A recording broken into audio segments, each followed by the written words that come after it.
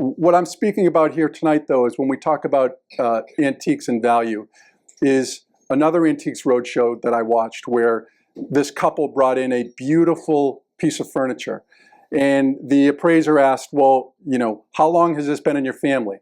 And the couple said, well, it's been about 100 years that this piece has been in our family. And the appraiser looked on and he said, well, when did you refinish it? And they proudly talked about how they had refinished this beautiful piece of furniture to look more like the one on the right. And the couple were just glowing. I mean, the brass on this and the luster of this, that they had cleaned all this patina off of this piece of furniture to make it look like new. And the appraiser looked and said, in its current value right now, it's worth about $5,000. And they were thrilled. They thought this was wonderful. And he said, but I have bad news for you. He said, had you not refinished it, this piece would probably be worth about $50,000. And I thought about that and said, how often do we do this in our own lives?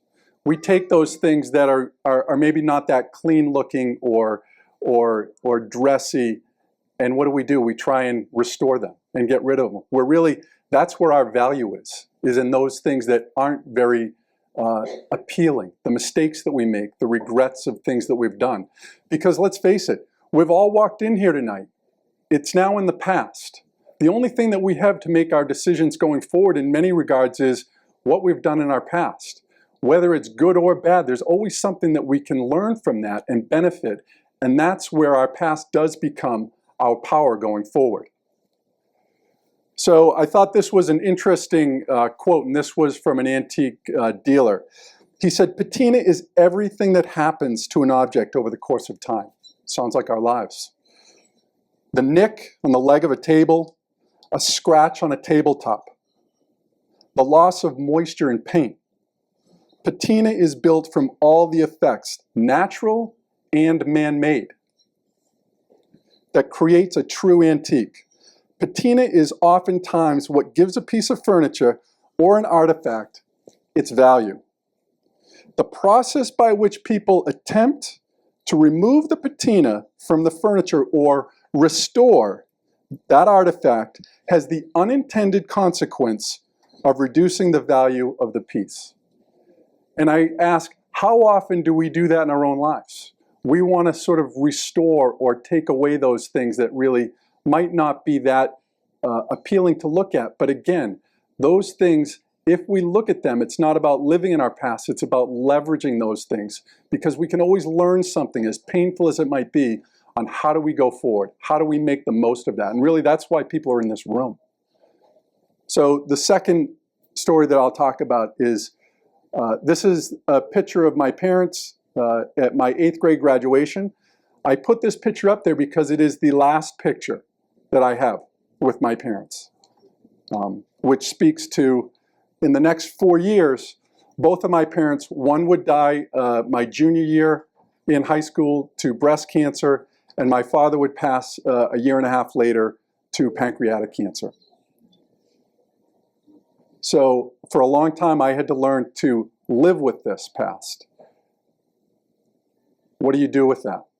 That loss, that pain over that period of time? Because I realized as I was a freshman at Fordham University in New York City, as I was getting ready to take the train home for my first semester there, that I was going home as an orphan. There was nobody there in terms of a parental figure. Now, the past being my power is that I had to figure this out on my own. I had nobody that was calling me up. I come from a very loving, very large family, but when it came right down to it, I had to figure this out myself. And you're saying, well, what else do you leverage from that in terms of your past? How do you move forward from there? And for me, it's looking at this and saying, my parents were still around for a number of years after this picture. Yet this is the last picture I have with them. I didn't really value that time in that moment.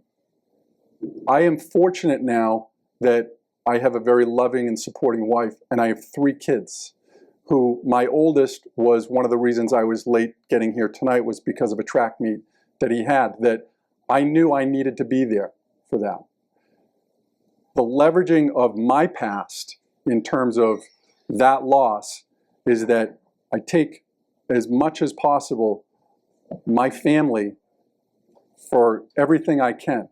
And I'm always reminding myself of those moments where I didn't have my family. I didn't have my parents. And what am I going to do if my own children were to lose me or my wife or both of us? My oldest is 17.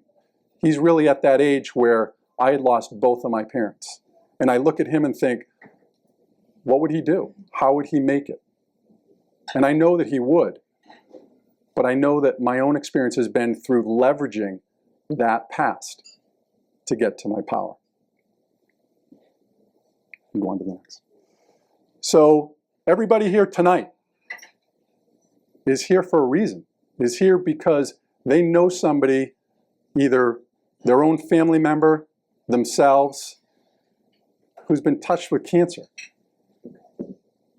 You have shown by being here, by flying from Iowa, from wherever you're coming, spending your time here this weekend, that you are leveraging that past. You are making this a moment of power to be here. And I would ask that as you're out riding tomorrow, in hopefully beautiful weather, is that you're reflecting on this. That you're realizing that you being here, you have made the most of this.